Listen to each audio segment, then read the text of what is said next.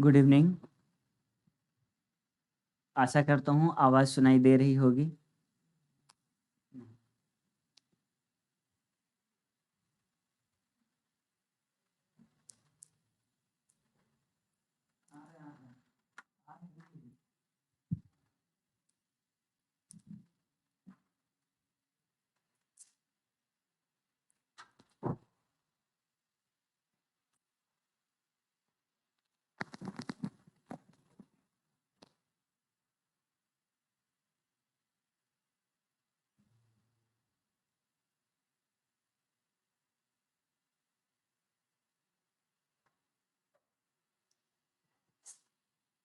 सब लोग कमेंट में हाय टाइप करें।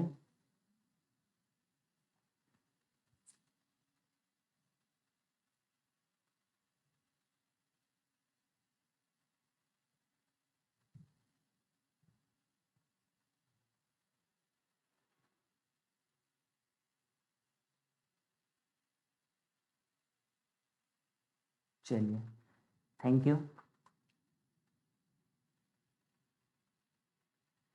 Hello everyone. थोड़ा जल्दी से सेशन को, ठंड भी बहुत बढ़ गई है इसलिए बिस्तर में घुस करके ही पढ़ाई करें।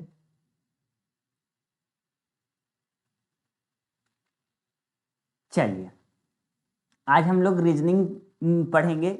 रीजनिंग का मैं क्या किया हूँ कि किसी एग्जाम का क्वेश्चन पेपर उठा लिया हूँ और उसी को सॉल्यूशन करने की कोशिश कर रहा हूँ। 20 क्वेश्चन का ये अपना सीरीज है। विशाल वैभव, वेरी गुड इवनिंग। 20 क्वेश्चन को लिया हूं।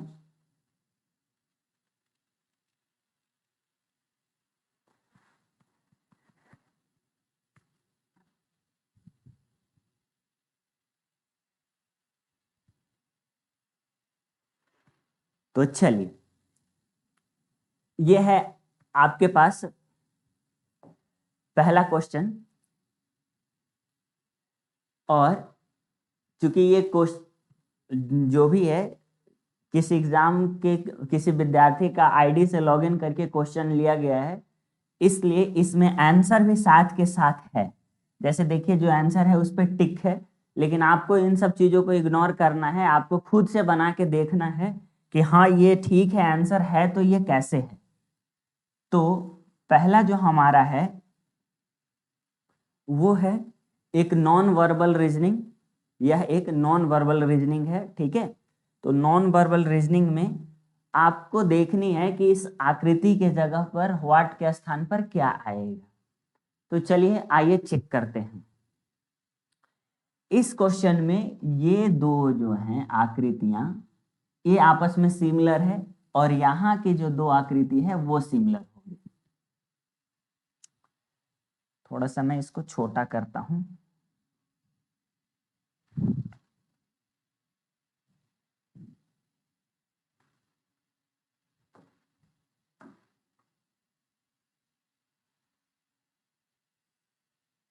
चलिए, तो देखिए,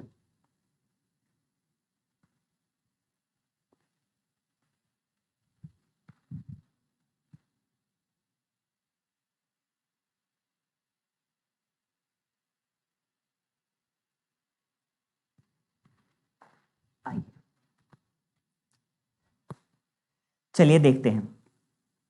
तो देखिए, इन दोनों आकृति की तुलना कीजिए। इन दोनों आकृतियों की तुलना कीजिए। आप देखे होंगे कि यहाँ पर ये जो क्रॉस का साइन है वो आपस में क्या हुआ है। देखिए, क्रॉस का साइन क्रॉस के जगह पर ही रहा है। ये ध्यान देने वाली बात है, ये जो सिंबल है यह यहाँ पर आया है।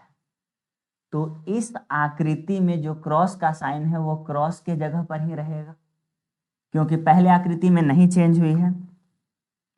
और ये आकृति कितना डिग्री यहां पर आया हुआ है, तो यह आकृति यहां पर आएगा। अब एक और बात ध्यान देनी है। क्या ध्यान देनी है कि देखिए, जब ये आकृति यहां से यहां पर आया तो ये कलर किया हुआ भाग जो है वह देखिए बाहर की ओर हो गया। तो इसमें जो कलर किया हुआ भाग है वह बाहर की ओर है, तो ये कलर किया हुआ भाग अंदर की ओर हो जाएगा। देख लीजिए, जिस आकृति में ये है वही आकृति आपकी होगी। देखिए इस आकृति में भी है, लेकिन इसमें क्या देख रहा है आपको कि जो कलर किया हुआ भाग है वो बाहर की ओर है। मुझे कैसा चाहिए? जो कलर किया हुआ भाग है वो अंदर की ओर चाहिए, इस डायरेक्शन में। जबकि यह कलर किया हुआ जो भाग है वह किधर की ओर है? बाहर की ओर है। तो देखिए, तो इस आकृति में कलर किया हुआ भाग अंदर की ओर है, इसलिए ये इसका आंसर होगा। चलिए अगले क्वेश्चन की तरफ देखते हैं। आइए, इसको इस क्वेश्चन का आंसर तो आपको पता ही है, ठीक है। इस क्वेश्चन का आंसर तो आपको पता ही है। चलिए इस क्वेश्चन का आंसर बनाइए जरा।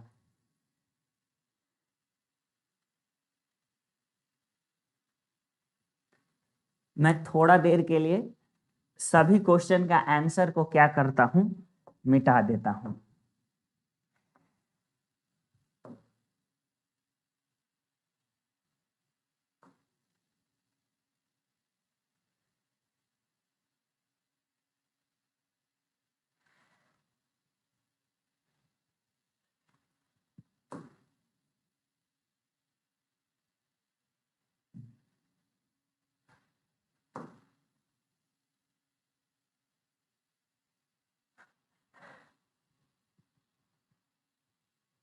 ऐसे तो होगा नहीं।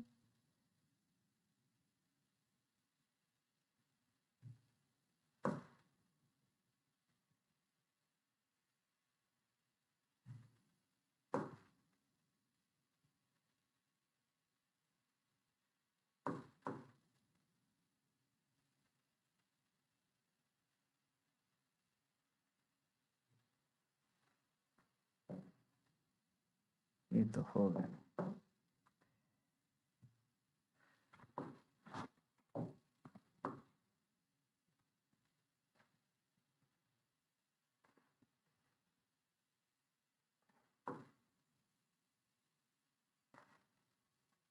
चलिए तब तक आते हैं। कीजिए, इस क्वेश्चन का जरा जवाब दीजिएगा।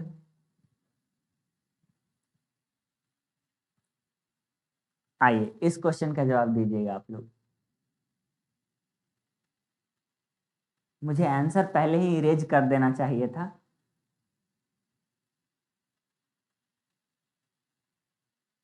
एक्टिव लोग नहीं दिख रहे हैं मुझे। ठीक है, 9-10 लोग देख रहे हैं, लेकिन एक्टिव ना के बराबर लोग हैं।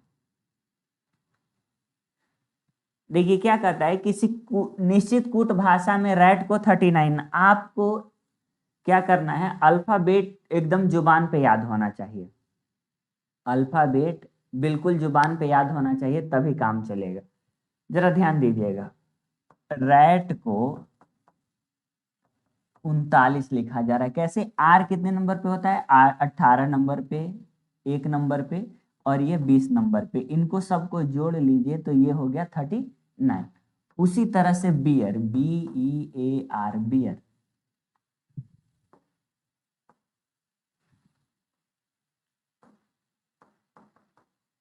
बियर 2, 5, 1, 18। जरा जोड़िए, 5 2 7 1 8 और 18 26। ये हो गया आपका 26। तो उसी भाषा में स्नैक को क्या लिखा जाएगा? तो स्नैक को क्या लिखा जाएगा? SNAKE, snack. S 19 पे होता है, N 14 पर होता है, 1 पर होता है, K 11 पर होता है, E 5 पे होता है। तो जोड़िए जरा इसको। 14 1 15 और 5 20 और 11 31 और 31 और 19 आपका हो गया 11, 14 1 15 5 20 और 11 31 और 19, ये हो गया 50। जरा इसका आंसर देखिए, 50। गुड। हाँ, अभी जवाब आना शुरू हुआ है। ब्यूटी 50, विशाल वैभव 50, गुलशन 50। Very good. इस तरह से जवाब दीजिए, दिल खुश हो जाता है, ऐसे लगता है कि मैं ही पढ़ा रहा हूं, मैं ही समझ रहा हूं। आइए इसका जवाब जरा दीजिएगा, मजेदार सा क्वेश्चन है। आकाश भी आए हैं, चलिए इसका जवाब दीजिए, बहुत प्यारा सा क्वेश्चन है। कैलाश कुमार 60, नहीं कैलाश 50 था इसका आंसर, देख लीजिए आप। आइए यहां देखिए, इसका जवाब दीजिए, मैं थोड़ा सा वेट कर रहा हूं इस क्वेश्चन के लिए। ये ओपन डाइस का डिफिकल्ट लेवल का क्वेश्चन है और बहुत ही बढ़िया क्वेश्चन है। आजकल के एग्जाम में यही क्वेश्चन आप एक्सपेक्ट कर सकते हैं, आजकल के एग्जामिनेशन में यही क्वेश्चन आपका आएगा। ठीक है, आप बहुत पढ़े हुए हैं डाइस लाल पीला हरा नीला, लेकिन आप ओपन डाइस में ये क्वेश्चन को एक्सपेक्ट कर सकते हैं कि ये क्वेश्चन आपका मिलेगा एग्जाम में। जरा इसका आंसर दीजिएगा।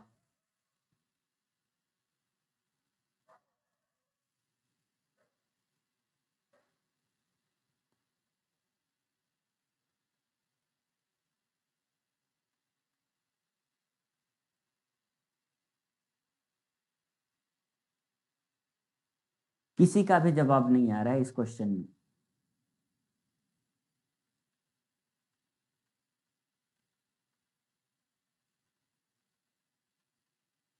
ए और डी, ए और D, beauty Gupta good. Beauty का तो एक जवाब आया है, ए और डी। ए और बी, विशाल वैभव। गुलशन ए और डी, विनोद बी।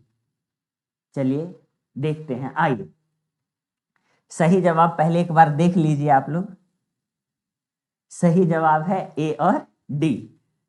आइए देखते हैं कैसे होगा ए और डी। सबसे पहले तो कि हम लोग चेक करेंगे कि कौन किसका अपोजिट है। तो एक का, यहां पर देखिए 4 का अपोजिट कौन सा होगा, 6, तो 4 का अपोजिट होगा 6। आ जाइए 2 का 1, 2 का अपोजिट 1, और 5 का अपोजिट 3, 5 का अपोजिट, थोड़ा सा मुझे जगह चाहिए, 5 का अपोजिट 3। ये बात तो समझ में आई। अब एक बात क्लियर होनी चाहिए कि अपोजिट दिखाई नहीं देने चाहिए एक साथ। इस नियम पर छांटते हैं कौन कौन छटता है। तो इसमें देखिए 6 5 1, देखिए 6 5 1, देखो तीनों में से एक एक दिखाई दिया है, तीनों में से एक एक दिखाई दिया। इट मीन्स अपोजिट के अनुसार तो ये हो सकता है, ध्यान देनी है बात। अपोजिट के अनुसार तो पहला जो है हमारा, पहला अपोजिट रूल के अनुसार, अपोजिट रूल के अनुसार एक हो सकता है। ठीक है, दूसरा ये 2 5 4, 2 5 4, देखिए इस तरफ का दिखा यानी एक ही दिखा है, तो 2 भी पॉसिबल है अपोजिट रूल के अनुसार। 2 5 4, 2 5 4। आगे 1 5 3, देखिए 1 5 और 3, 1 5 और 3, देखिए तो 5 और 3 कभी दिखाई दे सकता है एक साथ। इस तरफ वाला दिखाई देगा तो इस तरफ वाला नहीं, और इस तरफ वाला दिखाई देगा तो इस तरफ का नहीं। तो 5 दिखेगा तो 3 नहीं दिखना चाहिए था, 3 दिखा तो 5 नहीं दिखना चाहिए था, तो इसमें तो दोनों दिखाई दे रहा है। इट मीन्स ये तो कभी पॉसिबल ही नहीं, ये तो अपोजिट रूल से ही गलत हो गया। अगला 1 4 3, 1 4 और 3, देखो 1 4 3, इट मीन्स ये था आपका ए, यह था बी और ये था डी। 3 गो तो पॉसिबल है, देखो 3 तो पॉसिबल है, लेकिन ये तीनों में 100% सही कौन है ये चेक करेंगे। तो एक और रूल लगाना पड़ेगा, ठीक है। एक और रूल, इस इट मीन्स अब हमको चेक करना है, अब हमें चेक करना है, यहां पर मैं लिख देता हूं अपोजिट रूल के अनुसार, रूल से ए सही था, बी सही था, सी गलत था, डी सही था, ठीक है। अब क्लॉक मूविंग रूल जो है, घड़ी की दिशा में या घड़ी के एंटी दिशा में घुमाने पर जब ऐसे बहुत सारे ऑप्शन टकरा जाएं तब क्या कर सकते हैं, ठीक है, क्लॉक वाइज चेक करते हैं। एक और रूल लगाना पड़ेगा, क्लॉकवाइज चेक करना पड़ेगा। तो चेक कीजिए, क्लॉकवाइज रूल लगाने के लिए एक चीज सीखना ध्यान से। आप क्या कहता है, देखो ये जो बाहर है ना, इसके अनुसार चलना है आपको। तो आइए 6, 5 और 1 जो है, इसमें देखो कोई दोनों में से एक तो दिखाई दिया, 5 दिखा, 5 दिखा, 5 यहाँ है, इसको ऊपर लाइए। इस फिगर को मैं ऐसे घुमा करके बना रहा हूं। 5 को जब मैं ऊपर लाऊंगा तो इसको कैसे घुमाऊंगा, ऐसे घुमाऊंगा। ध्यान दीजिएगा, देखिए 5 को कैसे घुमाऊंगा, ऐसे घुमाऊंगा। यानी 5 को मैं यहां लिखूंगा तो 6 कहां चला जाएगा, 6 यहां आ जाएगा और 1 यहां आ जाएगा। सही है यहां तक। अब आ जाइए, इसमें इसमें 5 है तो इसको मैं ऐसे घुमा रहा हूं, इसको यहां पर यहां लिख रहा हूं। 5, 5 को घुमा करके यहां ले गया, तो 5 को जब यहां लिखा तो 4 कहां आ जाएगा, यहां आ जाएगा, और 2 कहां चला जाएगा, यहां। ठीक है, आ जाओ। इसमें देखो 1, 4, 3 में कौन सा दिखा है, 3 दिखा है, तो 3 को ऊपर की ओर घुमाइए। 3, जब 3 को वहां ले गया तो 1 यहां आ गया, 4 कहां आ गया, यहां आ गया। यहां तक की बात सबको समझ में आई। अब आइए, अब खेल होगा,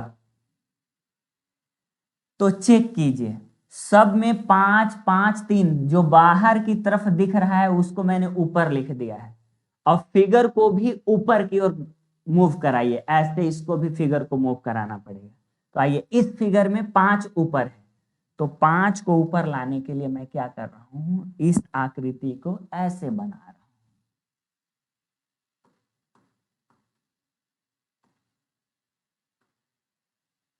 5 ऊपर है तो 5 यहां लिख दिया, तो 2 यहां हो जाएगा, 4 यहां होगा, 6 यहां होगा और 1 यहां होगा और 3 यहां पर होगा।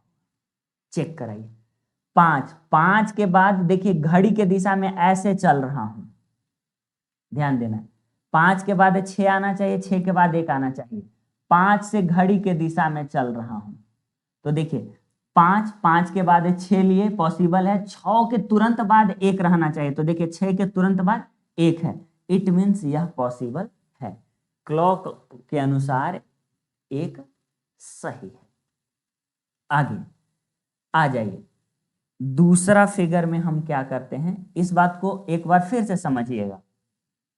मैं फिर से एक बार आपको समझाने की कोशिश कर रहा हूं।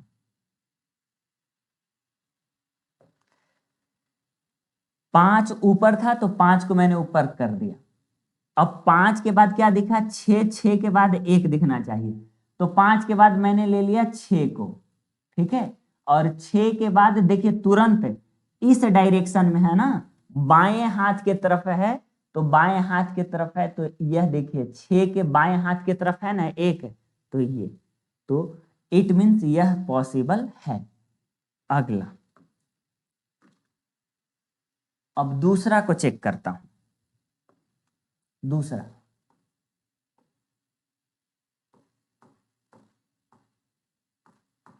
5 था, 5 2 था, 2 के बाद 4 था, 4 के बाद 6 था, 6 के बाद 1 था और यहाँ पर 3 था।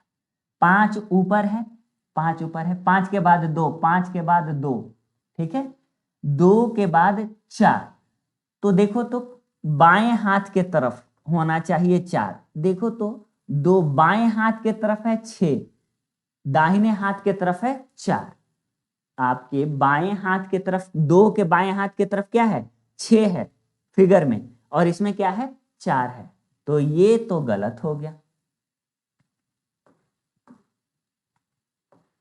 ये वाला तो हो गया गलत, क्यों? क्योंकि 2 के दाहिने तरफ है 4, ना कि बाएं तरफ। इसमें दिख रहा है बायां, देखो हाथ मैं खड़ा कर रहा हूं, ये है बायां, जबकि इसमें किस तरफ है दाएं के तरफ, तो ये है बायां, तो ये तो गलत हो गया। तो बी जो है क्लॉकवाइज घुमाने के बाद नहीं पॉसिबल है। अगला अगला अब चेक करता हूं इसको,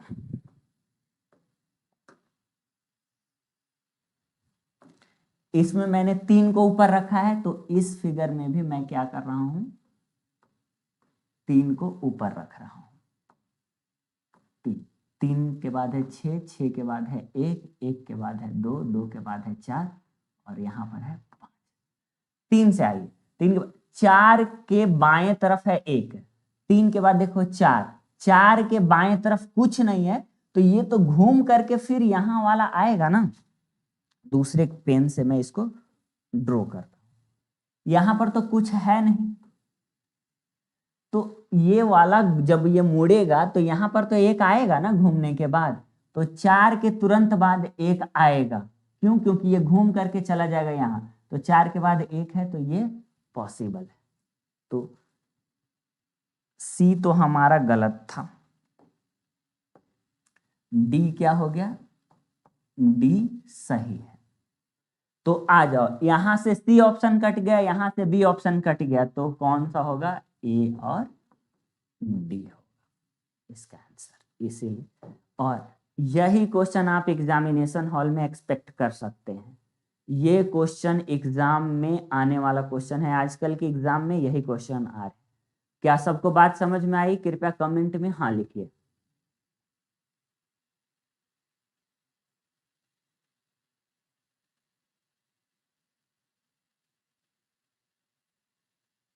कमेंट में हाँ लिखिए। चलिए आगे बढ़ते हैं, इसको जरा कीजिए।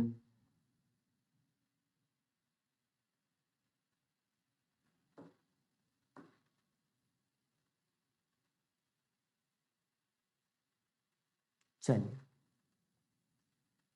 कहता है ए का अर्थ जोड़ है, बी का अर्थ गुना है, सी का अर्थ घटाना है और डी का अर्थ भाग है, तो निम्न व्यंजन का मान कितना हो। सबसे बड़ी चीज ये होती है कि एग्जामिनेशन हॉल में सोचेंगे कैसे। क्या एग्जामिनेशन हॉल में रफ सीट पर ये क्वेश्चन उतारेंगे? बात ये, रफ सीट पर ये क्वेश्चन अगर ऐसे उतारेंगे, पहले जैसे देखो क्या होता है, विद्यार्थी कैसे सोचते हैं, प्रेम से क्या करेंगे, वो रफ सीट पे क्वेश्चन को उतारेंगे। 90D cost 2B5 A 4B into 12A 10 into C 4B into 17C। सबसे बड़ी गलती विद्यार्थी यही करते हैं एग्जामिनेशन हॉल में, पहले प्यार से एकदम पूरा क्वेश्चन को एकदम सजा सजा के लिखेंगे, उसके बाद क्या करेंगे, कोड देखेंगे, ए का अर्थ जोड़ है, बी का अर्थ गुना है, सी का अर्थ ये। क्या आपके पास इतना समय है? तो आपको एग्जामिनेशन हॉल में ये काम नहीं करनी है। एग्जामिनेशन हॉल में आपको ये कलाकारी नहीं करनी है। तो क्या करना है, ये क्वेश्चन लिखने से अच्छा ये होता कि हम देख लेते 90, डी का कोड क्या था भाई, डी का अर्थ भाग है, तो भाग आ जाओ 2B5, तो 2B का अर्थ क्या था भाई, गुना, तो 5, A4B, तो A का अर्थ है जोड़, और जोड़ 4B का अर्थ है गुना। उसके बाद आ जाओ 12A10, 12 A का अर्थ जोड़ है 10, सी का अर्थ क्या था भाई, सी का अर्थ है घटाना, घटाओ 4, बी का अर्थ है गुना और 17, सी का अर्थ है घटाओ 10। आपको रफ शीट पे लिखनी है, लेकिन ये बात लिखनी है, एक स्टेप ये ऐसे नहीं सोचना है और जल्दीबाजी करनी है, पढ़ते जाना है। और ये अब जैसे जैसे करते हैं करते जाइए। मैं आ जाओ, क्या कोष्ठ है तो ये हो गया 10, यहाँ हो गया, कोष्ठ का काम पहले करेंगे, 12 और 10 22, यहाँ पर 17 तो यहाँ पर हो गया 7, कर लीजिए। अब आ जाइए, इससे ये कट गया 9 हो गया। अब गुना करना है तो 22 गुने 4 तो ये हो गया 88, इसके बाद 7 चौका 28। अब आ जाओ, 90 9 जोड़ 88 कितना हो गया आपका 97, और उसके बाद माइनस का 28, यही हो गया आंसर आपका। 17 में से 8 गया तो 9, उसके बाद 9 में से बच गया आपके पास 8 में से 2 गया 6, 69। ये ऐसे काम करना है, जितना कम हो सके उतना कम रफ करनी है। जैसे मैंने किया, एग्जामिनेशन हॉल में आप ऐसे ही चीज़ों को करें, ज़्यादा बेहतर होगा। ज़्यादा से ज़्यादा आपको मेंटली शिफ्ट करना है, नो पेन नो पेपर पे जाना है। जितना नो पेन और नो पेपर का इस्तेमाल कीजिएगा उतना ही आप क्या करिएगा, कैपेबल बनिए। समझ गए? अब आप लोगों का जवाब आना शुरू हुआ, जितना देर में मैंने समझाया, क्वेश्चन देखा, बहुत सारे बातें की, तब आप लोगों का आंसर आना शुरू हुआ है। समझ गए? एग्जामिनेशन हॉल में यही काम करना है। मानोगे तो सही है, नहीं मानोगे तो भी सही है। चलिए, इस क्वेश्चन में एम्बेडेड फिगर पूछ रहा है। क्वेश्चन उतना क्लियर नहीं दिख रहा होगा, मैं एक बार इसको क्लियर कर देता हूं। यहां पर ऐसे है, ये कहता है कि किस आकृति में ये आकृति समाई हुई है, सन्निहित इसको बोलते हैं, ठीक है। इंग्लिश में इसको एम्बेडेड फिगर बोलते हैं। सन्निहित आकृति मतलब इन चारों फिगर में किस में ये आकृति घुसा हुआ है, आपको पहचान लेना है।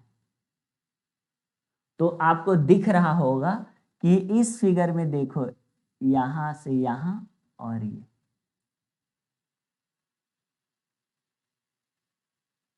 बाकी किसी फिगर में नहीं है। इसमें अगर आपको ऐसा दिख रहा है कि ये है, तो जरा ये देखो, इस तरह की आपकी आकृति है कि इस तरह की आकृति है, तो इसका आंसर होगा ये वाला सन्निहित आकृति। चलिए, ये क्वेश्चन कीजिए, इसका आंसर बताइए क्या है।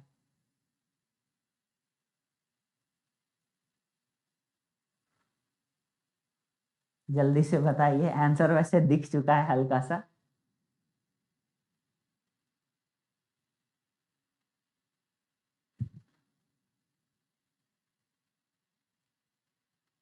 दामाद, ब्यूटी, वाह, ब्यूटी की आंखें बहुत तेज है।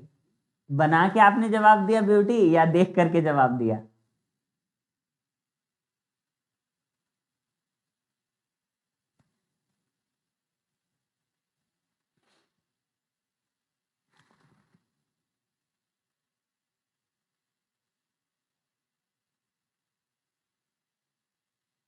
चलिए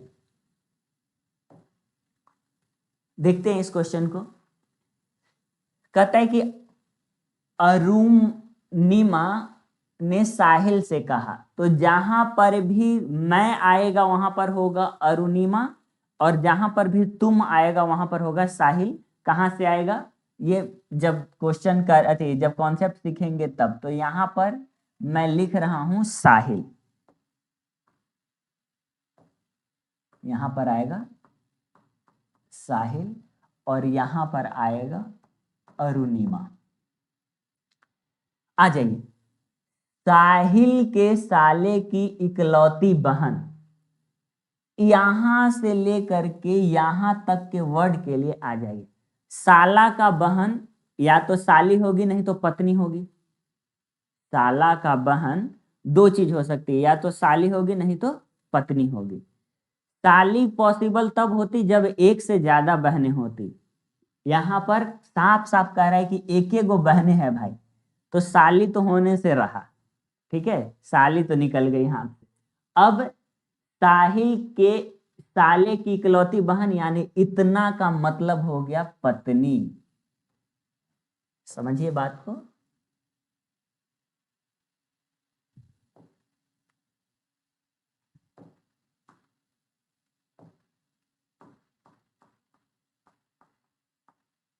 यहां से यहां तक के लिए हो गई वर्ड पत्नी। तो साहिल की पत्नी का पुत्र, तो भाई पत्नी के पुत्र को अपना भी पुत्र बोलते हैं भाई। तो यहां से यहां तक के वर्ड के लिए हो गया पुत्र, यानी साहिल अपने मुंह से बोलेगा, साहिल ने रिश्ता निकाला पुत्र का, साहिल ने रिश्ता निकाला पुत्र का। अब आ जाओ, अरु का नाती है। नाती कैसे बोलते हैं? नाती बोलते हैं पुत्री के पुत्र को। नाती कैसे बोलते हैं? पुत्री के पुत्र को। देखना, साहिल भी इसको बेटा बोल रहा है और इसकी एक पुत्री है, ये भी इसको बेटा बोल रहे थे। ये दोनों आपस में पति पत्नी हो गए, पति पत्नी। तो ये पत्नी है और ये पति है, तो ये क्या बोलेगा? इसको दामाद ही बोलेगा। अब चूंकि यहां पर कॉन्सेप्ट डिस्कस करने भर टाइम नहीं है, वो बाद में होगा। चलिए आगे बढ़े। इस क्वेश्चन का जवाब दीजिए आप, इस क्वेश्चन का जवाब दीजिए।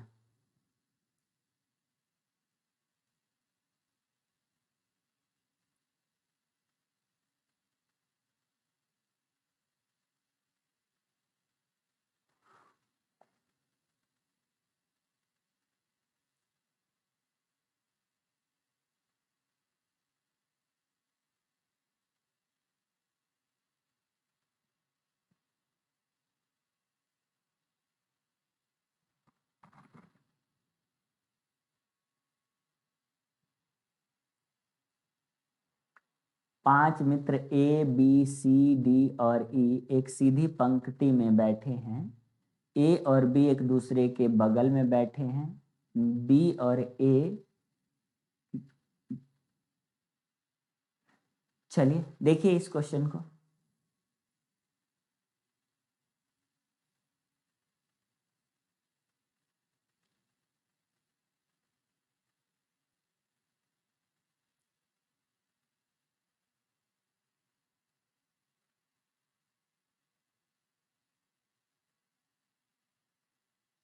किसी का जवाब नहीं है, चलिए आ जाइए देखते हैं। कहता है कि पांच मित्र एक सीधी पंक्ति में बैठे हैं। मैंने माना कि ये है पंक्ति 1 2 3 4 और एक 5। पढ़ते जाइए। ए और बी एक दूसरे के अगल बगल में बैठे हैं। तो इस लाइन से हम 100% क्लियर नहीं हो पा रहे हैं कि कहाँ बैठा है। अगल बगल तो यहाँ भी हो सकता है, यहाँ भी हो सकता है, यहाँ भी हो सकता है। तो अभी आगे करते हैं। बी ए और सी के बीच में बैठा है। अब ये एक और बात है, ए और बी अगल बगल में बैठे हैं। सी जो है बी जो है ए और सी के बीच में बैठा है, तो इसका मतलब कि यहाँ पर ये ऐसे है, या ये भी हो सकता है कि सी यहाँ होगा, बी यहाँ होगा, ये यहाँ होगा। ये बातें सब क्लियर नहीं हो पाई। आ जाइए। ए डी के बाईं ओर तीसरे स्थान पर बैठा है। अब आ जाओ, ये बात हुई डी के बाएं ओर। तो अगर डी को यहां बैठाते हैं तो इधर कहीं नहीं बायां बचा, ठीक है, इधर सब दाहिना है। बायां के लिए इधर चाहिए, तो डी को कहां बैठाएंगे? डी को यहां बैठाएंगे, ठीक है। तो आप ये देख सकते हैं डी दाएं से दूसरे स्थान पर बैठा है, तो दाहिने से डी दूसरे स्थान पे बैठा है और इसके तीसरे नंबर पर ए बैठा है। जैसे ही ए का सीट कंफर्म हुआ तो ये वाला जो रफ किए थे ये आ गया, ए के बाद बी आया, बी के बाद आ गया सी, तो एक आदमी और बच गया है, कौन? ई। तो ई ऑटोमेटिक यही एक जगह खाली है, यही बैठेगा। तो बताइए क्या कर रहा है? बाएं सिरे से तीसरे स्थान पर, ई हो गया लेफ्ट और ये है राइट। तो बाएं से तीसरे स्थान पर, तो बाएं से गिनिए, तीसरे स्थान पर कौन है? सी। यही है इसका जवाब।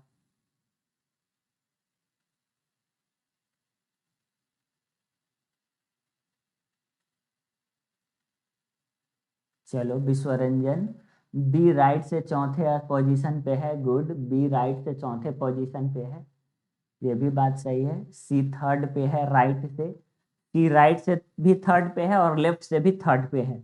चलिए अच्छी बात है। C two entertainment coach C, good.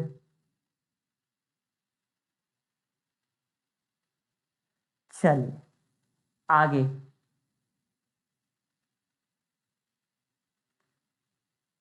बहुत लोग, ब्यूटी, शशि, सब लोगों ने सी जवाब दिया है, अच्छी बात है। चलिए इसका जवाब दीजिए, इसका जवाब दीजिए। ये हम ये वेन डायग्राम का क्वेश्चन है।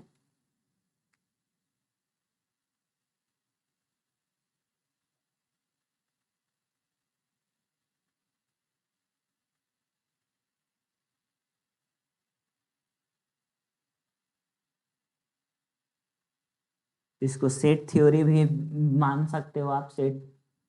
विश्वरंजन राय स्किप। चलिए बाकी और कौन कौन स्किप कर रहे हैं भाई?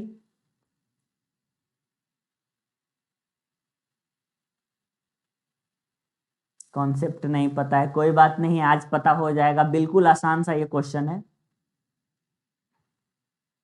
कॉन्सेप्ट ना पता होने की वजह से एग्जाम में छोटा छोटा क्वेश्चन भी बच जाता है, निकल जाता है। Beauty Gupta skip. और कौन कौन स्किप कर रहे हैं भाई? जल्दी से स्किप कीजिए ताकि मैं बताऊं, मेरी भी तो बारी आनी चाहिए।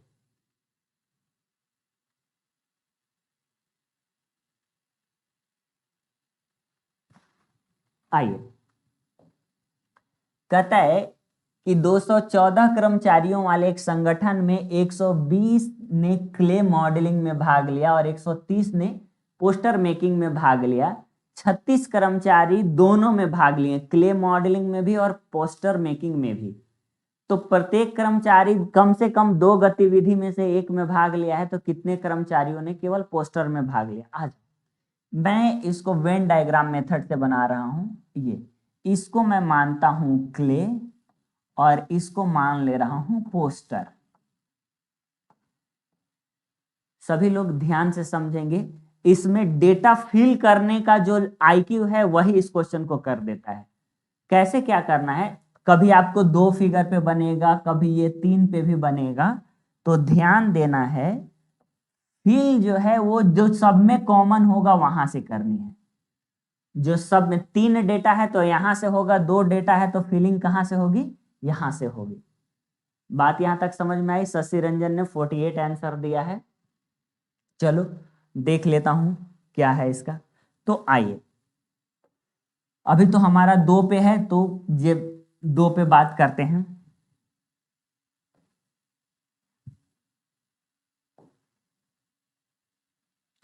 ये इसको कैसे मिटाऊं? चलो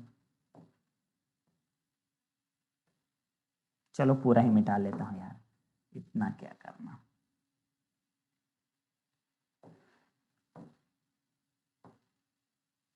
ये ये आपका था क्ले और यह था आपका पोस्टर। तो डाटा जरा पढ़िएगा। 36 कर्मचारियों ने दोनों में भाग लिया, तो 36 तो यहां पर लिख दूं मैं, 36 यहां।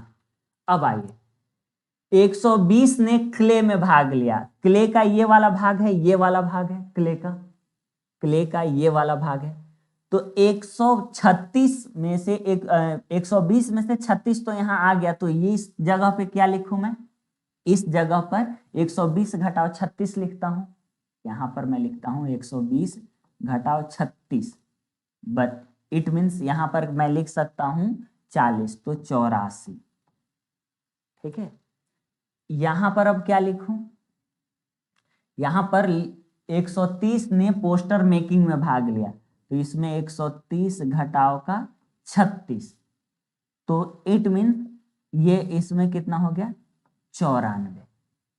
तो कहता है कि कितने कर्मचारियों ने केवल पोस्टर मेकिंग में भाग लिया। पोस्टर मेकिंग, पोस्टर का कौन सा है, ये वाला है, तो आंसर कितना हो जाएगा 84।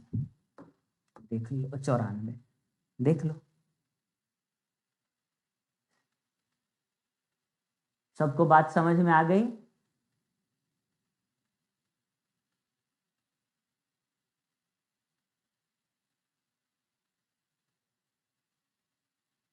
बाकी लोग भी कमेंट में यस करें, नहीं तो मैं फिर से बताने के लिए तैयार हूं।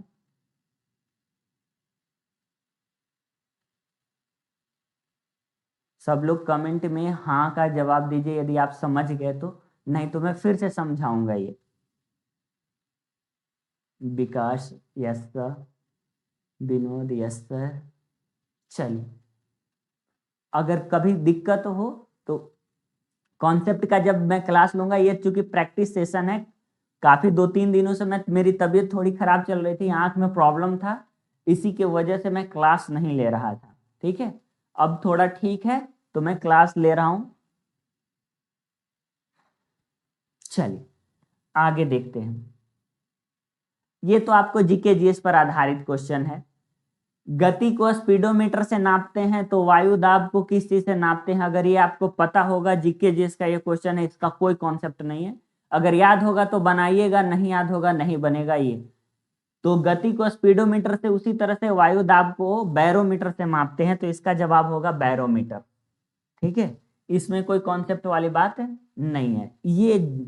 ये जरा देखिए, क्योंकि आंसर तो आपको दिख रहा है इसका, लेकिन ये बनता कैसे है इस पे चर्चा करते हैं। ठीक है, यहां पर 3 नाम दिया हुआ है, अनाज, चुकंदर और कीवी। अनाज, अनाज बोले तो गेहूं चावल ये सब हो गया।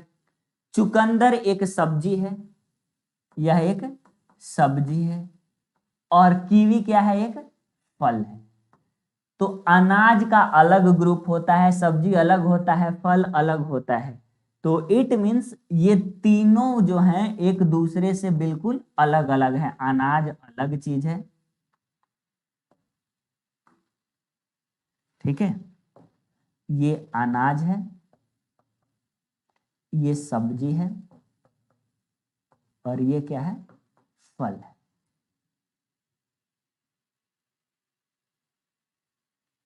तो ये हो गया इसका आंसर। चलिए इसको कीजिए, इसको कीजिए, इसको कीजिए।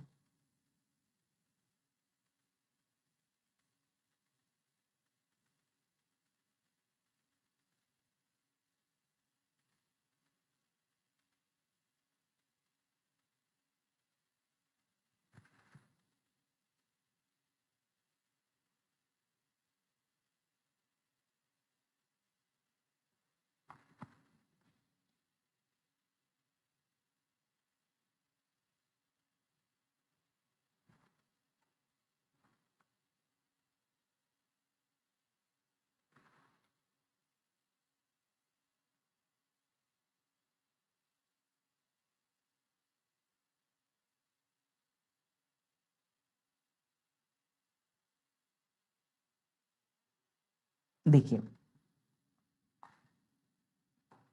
के M Q W H J N T, CEIO।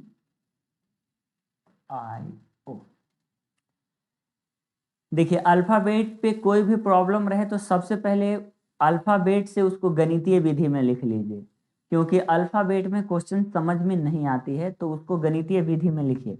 गणितीय विधि में लिखेंगे इसको तो के कितने नंबर पे आता है? 11 नंबर पर। एम कितने नंबर पे आता है? 13 नंबर पे। क्यू कितने नंबर पर आता है? 17 नंबर पे। डब्ल्यू कितने पर आता है? 23 नंबर पे। आगे देखिए एच कितने नंबर पे आता है? तो एच आता है 8 नंबर पे। जे कितने पर? 10। एन कितने पर? 14। टी कितने पर? 20। सी कितने पर? 3 नंबर पे। ई कितने नंबर पे? 5 नंबर पे। आई कितने नंबर पे? 9 नंबर पर। और ओ कितने नंबर पर? 15 नंबर पर। ये हो गया। अब जरा चेक कीजिए, यहां से देखिए तो यहां से यहां में क्या चेंज आया है? +2 का। इसमें जरा देखिए तो यहां से यहां +2 का। इसमें यहां से यहां +2 का। तो ऑप्शन में भी जिसमें भी +2 का होगा, यहां पर है IMST। आई है 9 पे, एम कितने पर? 12 पे, सॉरी 13 पे। एम है 13 पर, एस है 19 पर, टी है 20 पे। जरा ये देखिए तो कितने पर है ये है +4 पे। तो ये तो ऑप्शन गया। उसी तरह से एफ है और आई है। एफ कितने पर? 6 पर। आई कितने पर? 9 पर। कितना है? +3 है। तो यह भी ऑप्शन खराब हो गया हमारा। उसी तरह से आइए ये देखिए, ओ है और क्यू है। ओ है और क्यू है। ओ 15 पर, क्यू कितने नंबर पर? 17 पर। ये हो गया +2। ये तो चल सकता है। अब आगे चेक कीजिए, 13 के बाद ये कितने नंबर पर है? +4 है। ये कितने नंबर पर है? +4 है। ये कितने नंबर पर है? +4। आ जाओ। उसके बाद ये कितने नंबर पर है? 17 के बाद 23 +6 है। ये कितने पर है? +6 है। ये कितने पर है? +6। इट मीन्स देखो 2 4 6, 2 4 6, 2 4 6। तो आगे चेक कीजिए, ओ क्यू एस है और वाई है। यहां से देखिए तो एस कितने नंबर पर? 19 नंबर पर। तो 17 के बाद +2 पर ही है ये भी। ठीक है, तो ये तो काम खराब हो गया। तो जो ऑप्शन बच रहा है वही आंसर होगा, और जो ऑप्शन है वो ये है, ए ऑप्शन है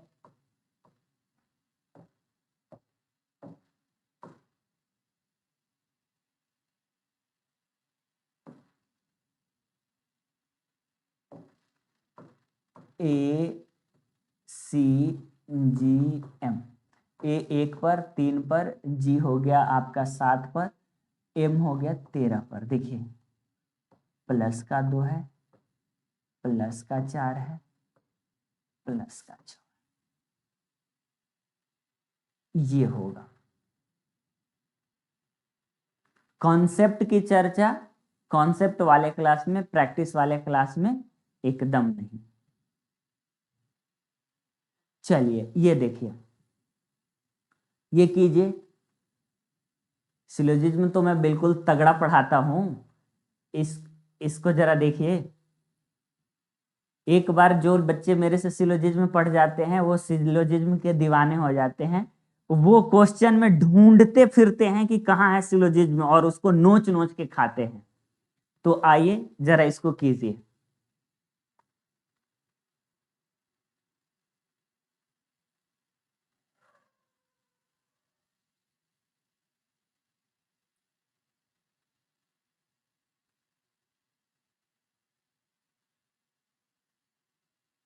इसका जवाब आपको दिख रहा है। चलिए इस क्वेश्चन को हम लोग करते हैं डायग्राम मेथड से। कोई भी लड़की संगीतकार नहीं है। ये है लड़की और ये है संगीतकार, इन दोनों में कोई रिलेशन नहीं, कोई भी संगीतकार शिक्षक नहीं है। आ जाओ, इधर तो जगह नहीं है अपने पास, इसको भी जगह बना लेते हैं भाई। आ जाइए, कोई भी शिक्षक संगीतकार नहीं है। आ जाइए, उसके बाद सभी सितारे संगीतकार हैं। निगेटिव का फिगर अलग, अफर्मेटिव का फिगर अलग बनाइए। सभी सितारे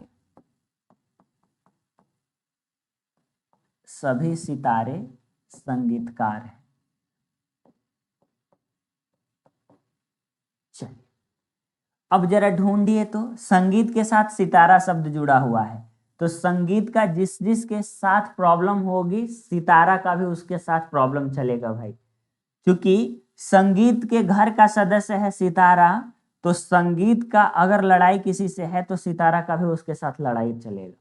अब रही बात कि थोड़ा कम चलेगा ज्यादा चलेगा, ये किस तरह का जुड़ाव है इस पे, तो संगीतकार से जुड़ा हुआ है सितारा, और संगीत का दो लोगों से दुश्मनी है, एक लड़की का, ठीक है, तो एक जगह और दुश्मनी होगा सितारा के साथ, और एक जो है शिक्षक का, तो यहां भी कर लेता हूं सितारा।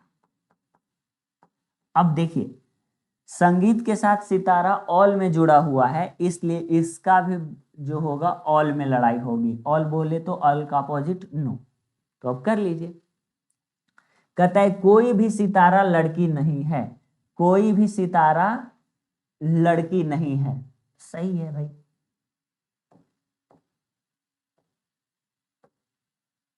मुझे देखने को मिल रहा है कि कोई भी सितारा जो है लड़की को ना कह रहा है, तो ये सही है। और कोई भी सितारा शिक्षक नहीं है, देखो कोई भी सितारा शिक्षक नहीं है, ये भी सही है, तो दोनों निकलता है। Both conclusion are right. Kailash Kumar, हम भी पढ़े हैं सर आपसे। सही है कैलाश, तो क्या आपके सिलेबस में प्रॉब्लम है?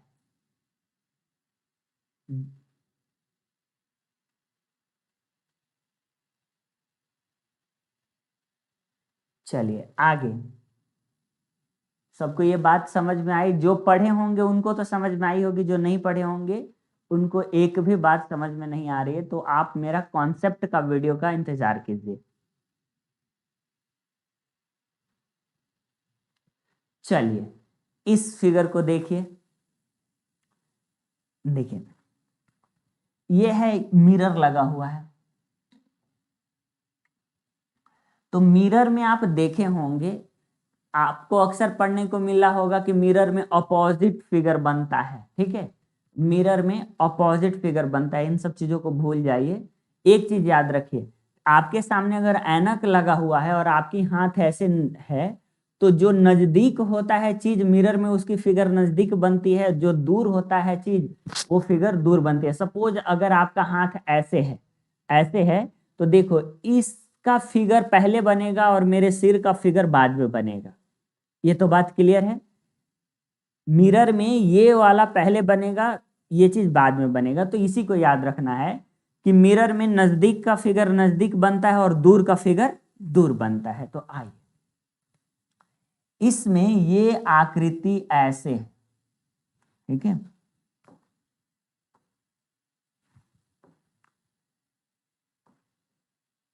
ये तो इसमें नजदीक पार्ट ये वाला है, तो इसका फिगर ये बनेगा ऐसे, ठीक है। उसके बाद आ जाओ, ये ऐसे है आकृति, तो नजदीक पॉइंट ये वाला है, तो ऐसे बनेगा ये, और ये चौकोर है, तो चौकोर में तो पता ही नहीं चलेगा, और इसके साथ साथ कलर किया हुआ है, ठीक है। तो देखो जिस फिगर में ये इस तरह का होगा, तो पहले फिगर में ये लाइन मैच कर रहा है, दूसरे में नहीं मैच कर रहा है, तीसरे में देखो मैच कर रहा है ये लाइन। इट मीन्स हमको एक बार और बनाना पड़ेगा। आ जाइए, ठीक है, यहां देखिए,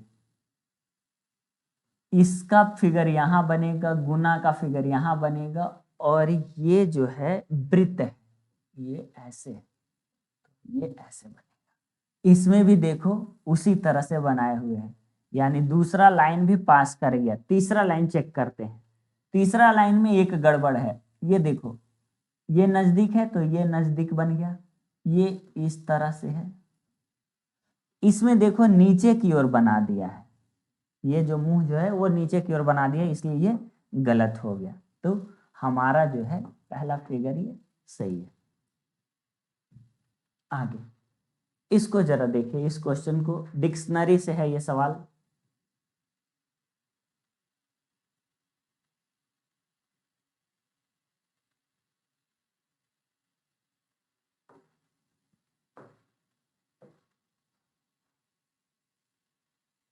देखिए जरा,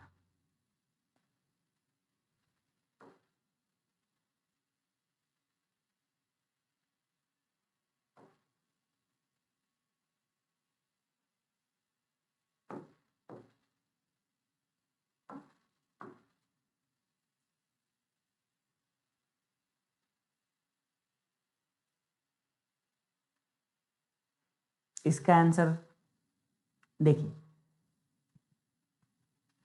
ये डिक्शनरी से सवाल है। जिनको भी डिक्शनरी देखने आता है वो आसानी से इस क्वेश्चन को कर सकते हैं। जरा देखिए, सब में पी आर ओ कॉमन है, तो पी आर ओ कॉमन है तो छोड़ दीजिए पी आर ओ को। ठीक है, जो चीज कॉमन है उसको तो छोड़ दीजिए। अब यहां से मिलाना शुरू कीजिए। इसमें जी है, बी है, पी है, एफ है, पी है। अब जरा बताइए कि डिक्शनरी में या अल्फाबेट में जो वर्ड पहले आएगा वो पहले रहेगा, जो वर्ड बाद में आएगा वो बाद में रहेगा। तो पहले बी आता है तो इट मीन्स पहले बी आएगा, उसके बाद बी के बाद जी, और एफ में क्या आएगा, एफ आएगा, तब जी आएगा। और पी देखो, पी और पी कॉमन है, तो पी कॉमन है तो दूसरा अक्षर को देखना पड़ेगा। अब बताओ, पी ओ है एक और पी ई है, तो पहले ई आएगा, यानी उसके बाद पी ई वाला आएगा, उसके बाद पी ओ वाला आएगा। तो जरा देख लीजिए, बी तो 2 नंबर वाला, उसके बाद एफ तो 4 नंबर वाला, उसके बाद जी तो 1 नंबर वाला, उसके बाद पी पी में मैच कर गया तो पीई, तो पीई 5 नंबर वाला, और पीओ तो पीओ है आपका 3 नंबर वाला। तो जिसमें भी 2 4 1 5 3 होगा वो आंसर होगा। क्या कह रहे हैं? हाँ ये देखो, ये यहां से है, ये संयोग से एक जो है ना, यह ऑप्शन नंबर है। तो यहां देखो 2 4 1 5 3।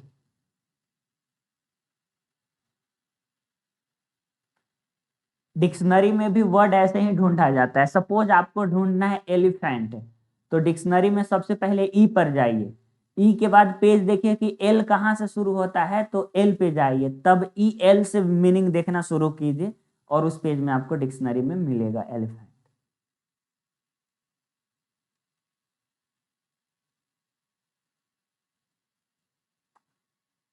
चलिए इस क्वेश्चन को कीजिए।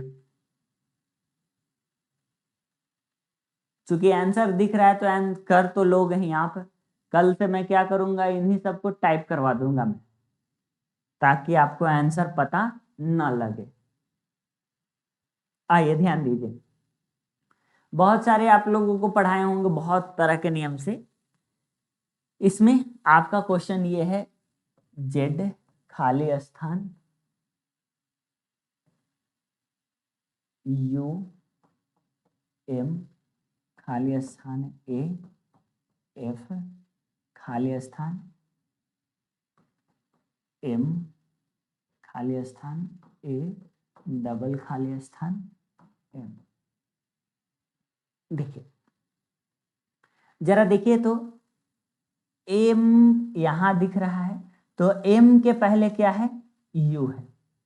तो इन सब में मैं एम के पहले यू, जहां जहां एम है वहां के पहले देखो, एम के पहले क्या है, यू है, तो मैं एम के पहले यू लिखने की कोशिश करता हूं। ठीक है, तो ये फील हो गया। उसके बाद देखो, ए के बाद एफ है, तो जहां जहां ए है वहां के बाद एफ लिखने की कोशिश करता हूं। अब मेरा एक मिल गया ए एफ यू एम, तो ए एफ यू एम, ठीक है। अब रही बात यहाँ क्या फिल करें, यहाँ क्या फिल करें, ठीक है।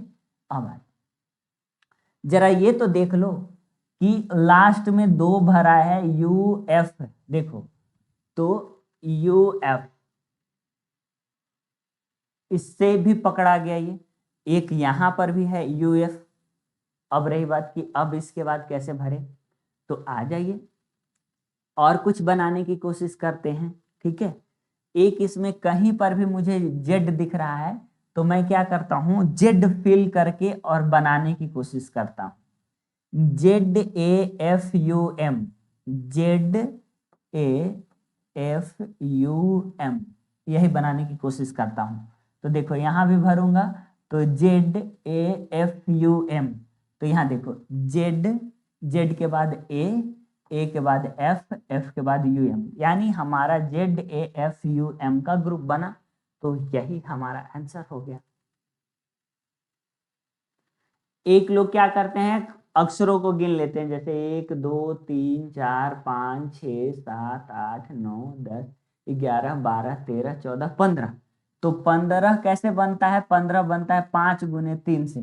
तो या तो इसको 3 के ग्रुप में तोड़ेंगे, नहीं तो 5 के ग्रुप में तोड़ेंगे, वो भी ठीक है। मैं क्या करता हूँ, सिमिलर बनाने की कोशिश करता हूँ, और इसके अपेक्षा थोड़ा ये इजी पड़ता है, लेकिन इस पे नहीं जानी है कि क्या इजी है। चलिए इसके इस क्वेश्चन को जरा सेट करिए, इस क्वेश्चन को जरा सेट कीजिए।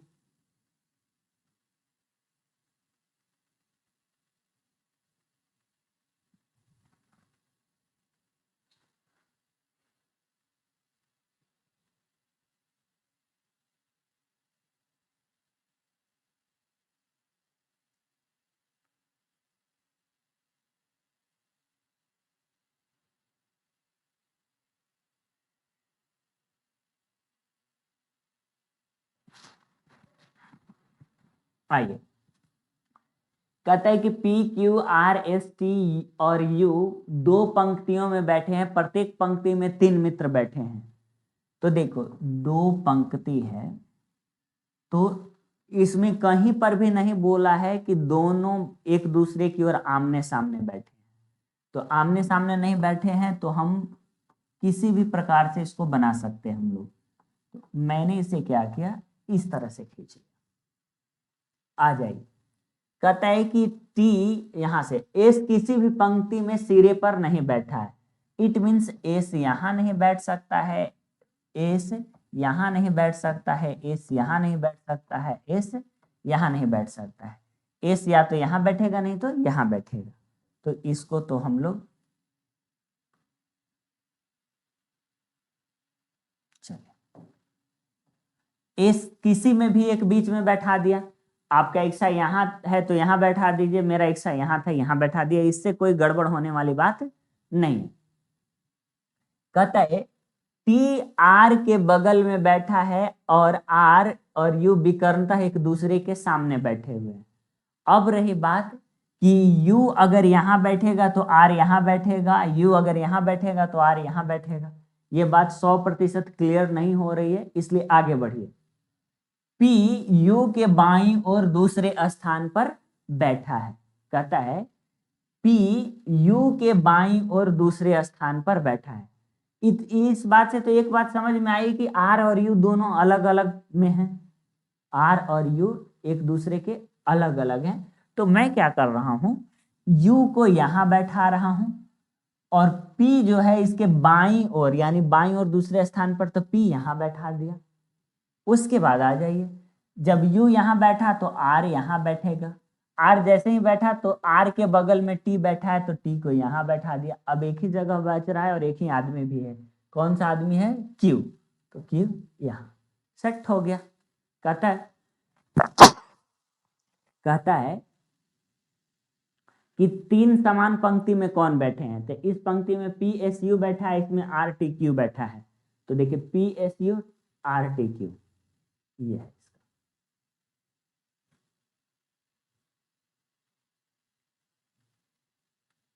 चलिए इसको देखिए तो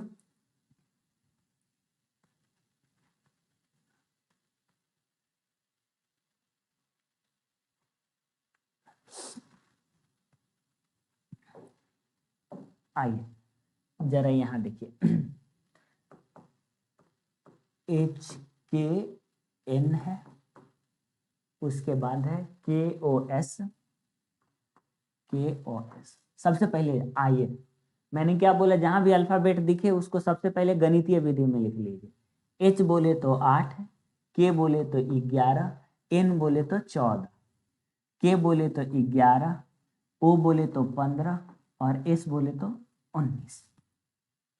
चेक कीजिए तो यहां से क्या हुआ है, 8 + 3, यहां से क्या हुआ है देखो तो +4, और यहां से यहां क्या हुआ है +5।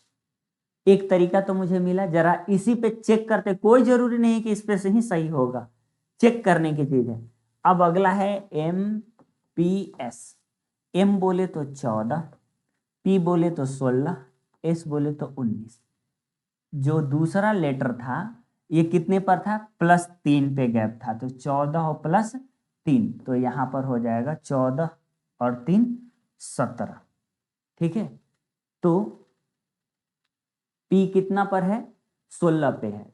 कहीं गलती हो रही है क्या, नहीं, 8 3 11 4 और यहाँ पर हो गया 14 और 5 19। चलो आ जाओ, उसके बाद आ जाओ, दूसरा चेक करता हूँ। P के बाद 4, तो यहाँ पर हो जाएगा +4, तो ये होगा 20। S लास्ट तो +5 है, तो इसमें +5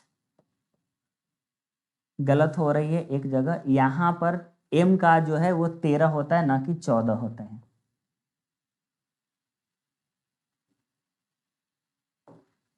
M 13, तो यहाँ पर 13 और 3 16, 19 के बाद 5, तो यहाँ पर हो गया 24। तो 16 20 24 पे जो आता है, 16 पे P आता है, 20 पे T आता है और 24 पे आपका आता है X। तो ये इसका आंसर होगा PTX। विश्वरंजन का बिल्कुल सही है।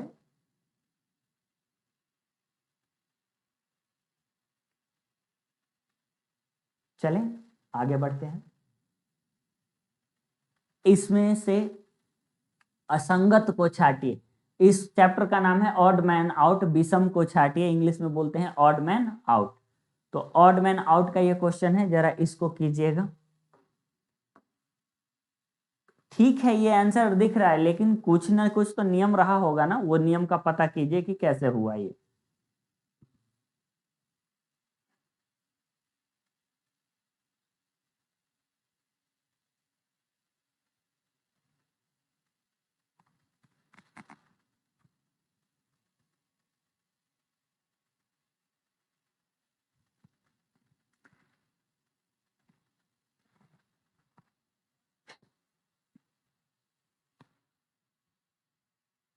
चलिए देखिए, पहला ऑप्शन है आपका,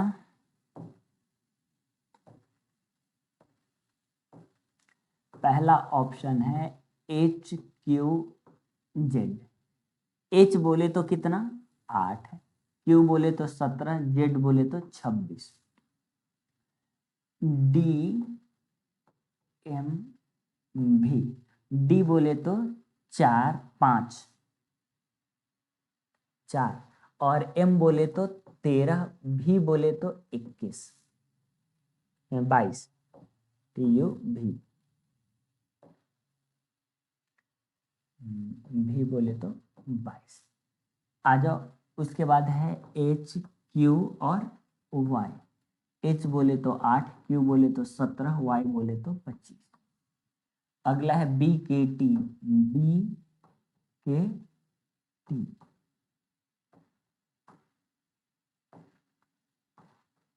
B बोले तो 2, K बोले तो 11, T बोले तो 20।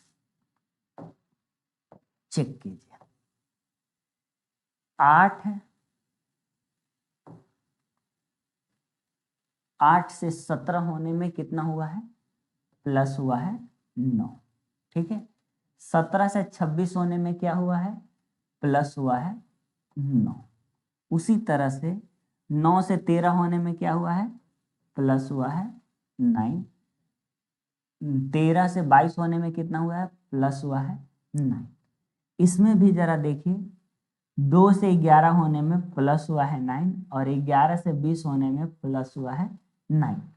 इसमें जरा देखिए, 8 से 17 होने में प्लस हुआ है 9, लेकिन 17 से 25 होने में कितना हुआ है, 17 से 25 होने में आपको प्लस हुआ है 8 7 15, प्लस हुआ है 8।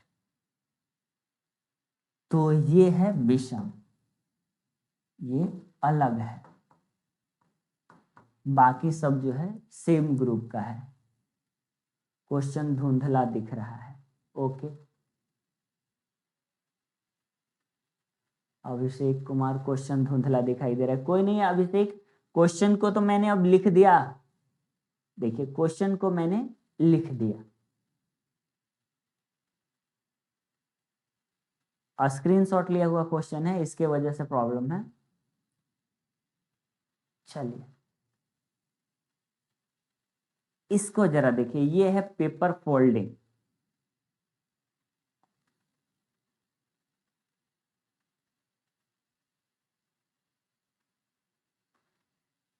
पेपर फोल्डिंग को लास्ट से बनाना शुरू करते हैं, ठीक है।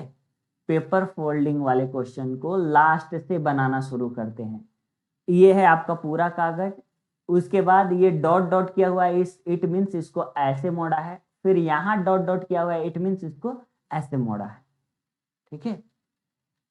इसको मैं थोड़ा सा दिखाने की कोशिश करता हूं।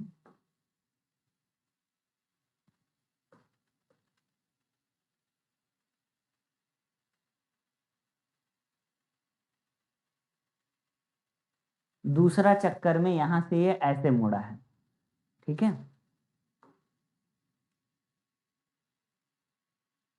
फर्स्ट चक्कर में क्या हुआ है, ये यहां से ऐसे मुड़ा है, दूसरा चक्कर में यहां से ऐसे मुड़ा है और यहाँ पर एक डॉट है, यहाँ यही है क्वेश्चन।